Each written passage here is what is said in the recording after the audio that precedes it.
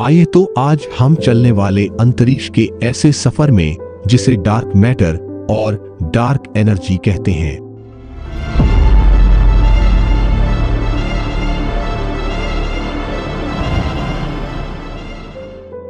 तो चलिए हमारा सफर जारी रखते हैं। डार्क मैटर और डार्क एनर्जी ब्रह्मांड में सभी परमाणु और प्रकाश मिलकर ब्रह्मांड की कुल सामग्री का 5% से भी कम हिस्सा बनाती है। बाकी हिस्सा डार्क मैटर और डार्क एनर्जी से बना है,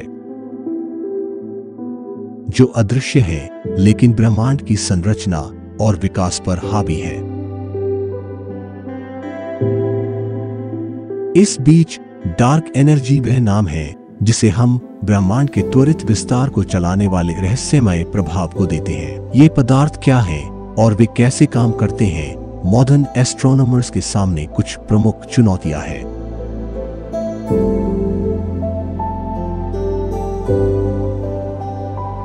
डार्क एनर्जी और डार्क मैटर को इसलिए यह नाम दिया गया है क्योंकि वे हमारे लिए पूरी तरह से रहस्य हैं। हम नहीं जानते कि डार्क एनर्जी या मैटर क्या है, बस इतना जानते हैं कि यह मौजूद है। जब ब्रह्मांड की बनावट की बात आती है तो जो हम नहीं जानते हैं वह उससे कहीं ज्यादा है जो हम जानते हैं। डार्क एनर्जी और डार्क मैटर को इसलिए यह नाम दिया गया है क्योंकि वे हमारे लिए पूरी तरह से रहस्य हैं।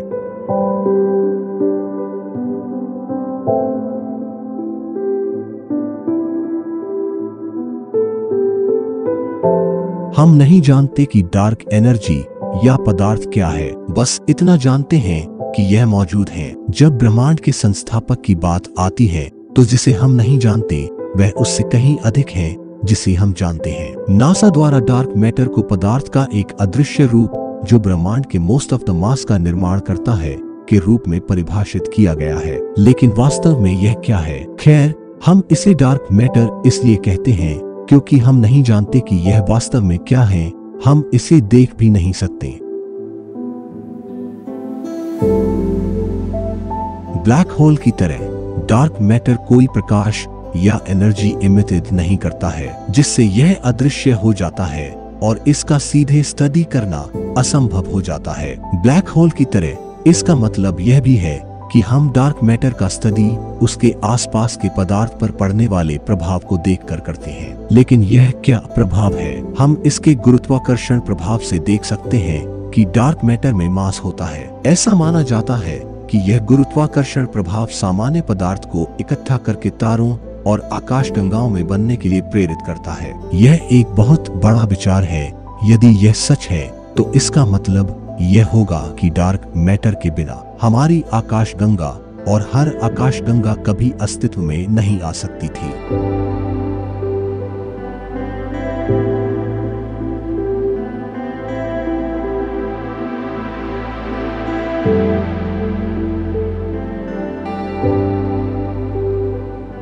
हम शोध परिणाम से इस विचार पर पहुंचे क्योंकि आकाशगंगाओं के स्टडी से पता चला है कि गैस और तारे इस तरह से चलते हैं जैसे कि वे हमारे द्वारा देखे जा सकने वाले मास से कहीं अधिक मास से प्रभावित हो रहे हो। इससे हम यह अनुमान लगा सकते हैं कि वहां ऐसा पदार्थ है जो हमारे लिए अदृश्य है। जैसा कि येल यूनिवर्सिटी के रिसर्चर पीटर वेन डॉककुम कहते हैं, तारों की गति आपको बताती है कि वहां कितना पदार्थ है।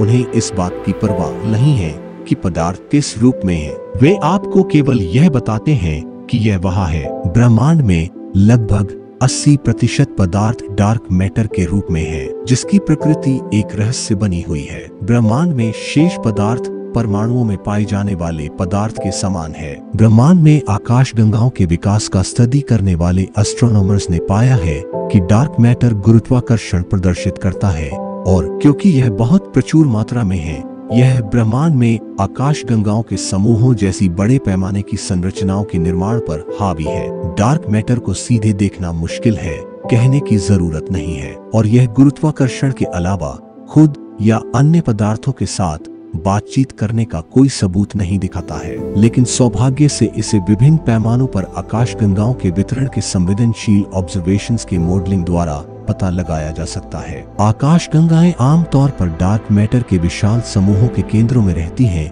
जिन्हें हेलो कहा जाता है क्योंकि वे आकाशगंगाओं के समूहों को घेरते हैं। डार्क मैटर हेलो द्वारा अधिक दूर की आकाशगंगाओं की गुरुत्वाकर्षण लेंसिंग डार्क मैटर के विस्तृत वितरण की एक विशेष रूप से अनूठी और शक्तिशाली जांच प्रदान करती है। तथाकथित मजबूत गुरुत्वाकर्षण लेंसिंग एक ही स्रोत की हाईली डिस्टॉर्टेड, बढ़ाई गई और कभी कभी कई छवियां बनाती है। तथाकथित कमजोर लेंसिंग के परिणाम स्वरूप आकाशगंगाओं की धरी पर मामूली लेकिन व्यवस्थित रूप से विकृत आकार होते हैं, जो समूहों के भीतर डार्क मैटर के वितरण पर मजबूत प्रतिबंध में प्रदान कर सकते हैं। अगर ब्रह्मांड में अदृश्य डार्क मैटर है तो पृथ्वी पर क्या होगा? संक्षेप में यह इस बात पर निर्भर करता है कि आप पृथ्वी से क्या मतलब रखते हैं। यह देखते हुए कि डार्क मैटर ब्रह्मांड का लगभग 30% हिस्सा बनाता है, यह संभावना है कि पृथ्वी की पपड़ी में डार्क मैटर हो। डार्क मैटर के गुरुत्वाकर्षण खिंचाव को देखते हुए ऐसा लगता है कि अगर पृथ्वी की सतह पर हमारे साथ बहुत सारा डार्क मैटर होता तो हम बहुत संभावना से बता पाते। तो शायद पृथ्वी पर डार्क मैटर है, लेकिन यह कहना शायद अधिक सटीक होगा कि डार्क मैटर पृथ्वी पर नहीं बल्कि उसके अंदर है। ऐसा माना जाता है कि डार्क मैटर की पहचान सबसे पहले 1900 सौभाग्यवती 33 में फ्रीट्ज द्विकी नामक स्विस एस्ट्रोनोमो में की थी। वेरियल प्रमेय का उपयोग करते हुए एक समीकरण जिसका उपयोग आकाशगंगा के ऑब्जर्वेबल गुणों को उसके मास के ऑब्जर्वेबल गुण से जोड़ने के लिए किया जाता है। द्विकी ने डार्क मैटर की खोज की। तब से बहुत अधिक शोध किए गए हैं, लेकिन क्योंकि कोई भी वैज्ञानिक कभी भी डार्क मैटर को सीधे नहीं देख पाया है, इसलिए इस अर्थ में यह अभी भी प्रूवन नहीं हुआ है। लेकिन यह देखते हुए कि डार्क मैटर केवल उस पदार्थ को रेफरेंस करता है जिसे हम देख नहीं सकते हैं,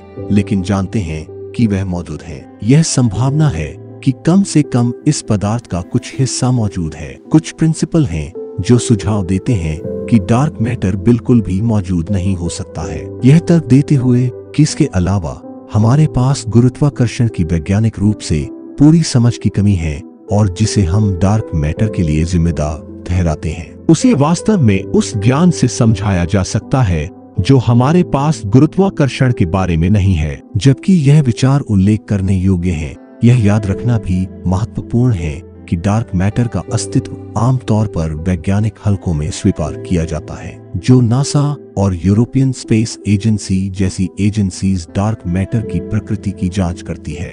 एस्ट्रोनॉमर्स एनालाइसा पिलिपिच और लर्स हेरनक्विस्ट और उनके सहयोगियों ने आकाशगंगा समूह एबेल 2007 सौभाग्यवती 44 और 2 अन्य समूहों की गुरुत्वाकर्षण विकृत हबल छवियों की तुलना डार्क मैटर हेलो के कंप्यूटर सिमुलेशन के परिणामों से की। उन्होंने पाया कि पारंपरिक डार्क मैटर चित्र में प्रमुख भविष्यवाणियों के साथ सहमति में विस्तृत आकाशगंगा उपसंरचना डार्क मैटर हेलो वितरण पर निर्भर करती है और कुल मास और प्रकाश एक दूसरे का अनुसरण करते हैं। उन्होंने कुछ विसंगतियां भी पाई। डार्क मैटर का रेडियल वितरण सिमुलेशन द्वारा भविष्यवाणी की गई तुलना में अलग है और आकाशगंगाओं में टाइडल स्ट्रीपिंग और घर्षण के प्रभाव अपेक्षा से कम है। लेकिन उनका सुझाव है कि इन मुद्दों को अधिक सटीक सिमुलेशन के साथ हल किया जा सकता है। कुल मिलाकर हालांकि डार्क मैटर का मानक मॉडल आकाशगंगा समूहन का वर्णन करने में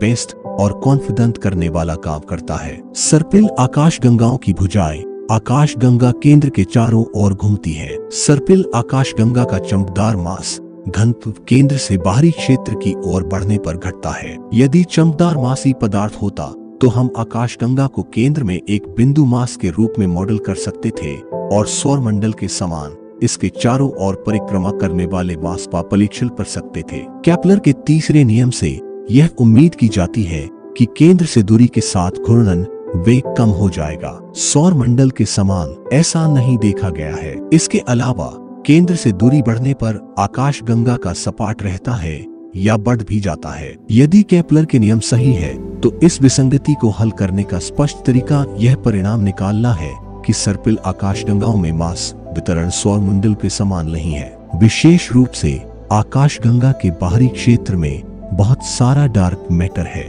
डार्क मैटर को समझने की कोशिश में एस्ट्रोनॉमर्स और वैज्ञानिकों ने इसे परिभाषित करने के लिए कई प्रिंसिपल और मॉडल विकसित किए हैं। डार्क मैटर को ठंडा गर्म कहा जा सकता है, जो इस बात पर निर्भर करता है कि उसके कण कितनी तेजी से गति करते हैं। ठंडा डार्क मैटर मॉडल वर्तमान में सबसे व्यापक रूप से स्वीकार किया गया प्रिंसिपल है, क्योंकि यह आकाशगंगाओं और उनके समूहों की ऑब्जर्वेशंस के साथ सबसे अधिक मेल खाता है। CDM यह सुझाव देता है कि डार्क मैटर कण धीमे हैं और वे केवल गुरुत्वाकर्षण के माध्यम से बातचीत करते हैं। डार्क मैटर का वास्तविक स्वरूप क्या है, इसे समझने के लिए वैज्ञानिक कर्व फिजिक्स की उन्नत तकनीकों का उपयोग कर रहे हैं। इसमें वीकली इंटरैक्टिंग मैसिव पार्टिकल्स, एक्सिन्स और न्यूट्रिनो जैसे संभावित कणों की खोज शामिल है। इन कणों की पहचान के लिए भूमिगत प्रयोगशालाओं में अति संवेदनशील डिटेक्टर बनाए गए हैं, जो डार्क मैटर के संकेतों को पकड़ने का प्रयास करते हैं। हालांकि अब तक के प्रयोगों में डार्क मैटर की प्रकृति को सीधे रूप से पहचानने में सफलता नहीं मिली है। आदिम ब्लैक होल एक और काल्पनिक व्याख्या है। यह प्रिंसिपल है कि आदिम ब्लैक होल बिग बैंग के बाद के सेकंड में बन सकते थे, क्योंकि ब्रह्मांड के विस्तार से पहले कुछ सेकंड तक अद्वितीय सार्वभौमिक परिस्थितियां बनी रही। आदिम ब्लैक होल डार्क मैटर की एक बड़ी मात्रा, यदि सभी नहीं, के लिए जिम्मेदार हो सकते हैं।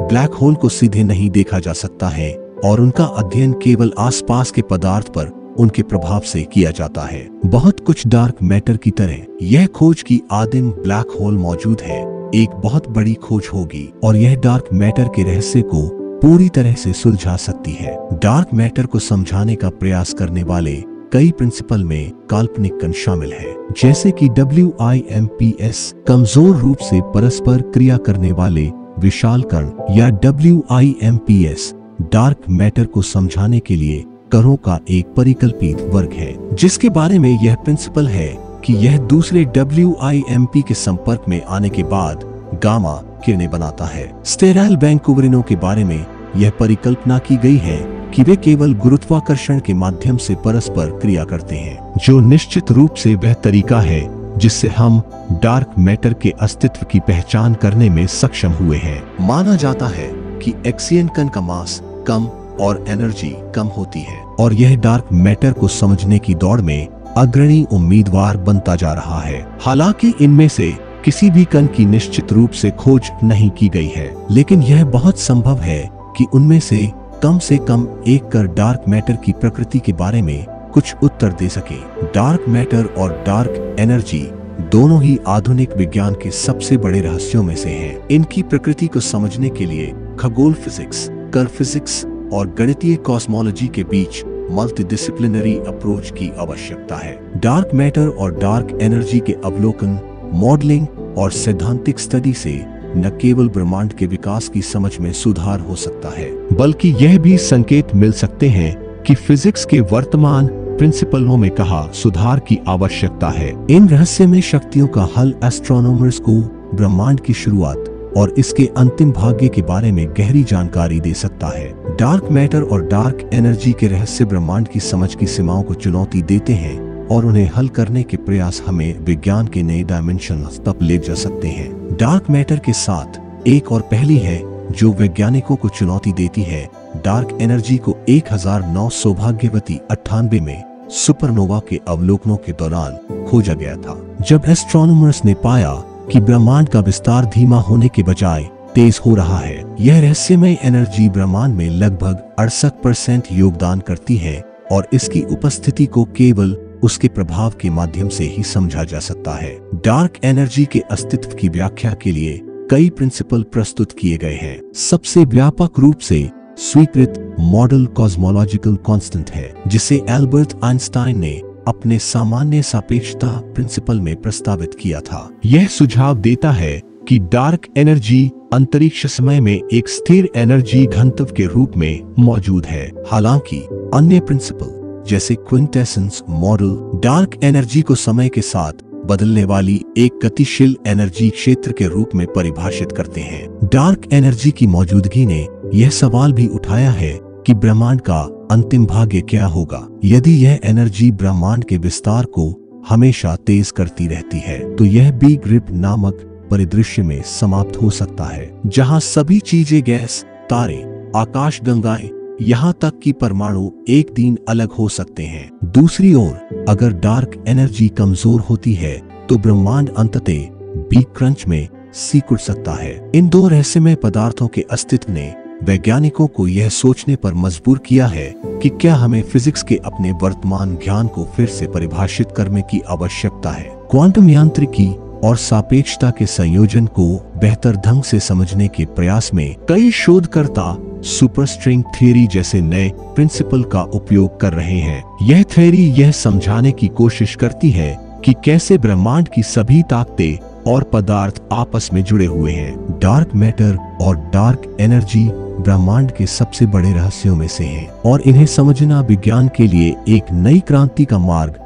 जारी कर सकता है। इनके स्टडी से न केवल ब्रह्मांड के निर्माण और विकास के रहस्यों को सुलझाने में मदद मिलेगी, बल्कि यह भी पता चल सकता है कि फिजिक्स के मौजूदा प्रिंसिपल में किन सुधारों की आवश्यकता है। इन अदृश्य शक्तियों के रहस्य को सुलझाने की दिशा में हर खोज हमें ब्रह्मांड की उत्पत्ति, संरचना और भविष्य को बेहतर समझने के करीब ले जाती है। यह मानवता के लिए एक ऐसा कदम होगा जो हमारे अस्तित्व और ब्रह्मांड में हमारी भूमिका को गहराई से परिभाषित करेगा।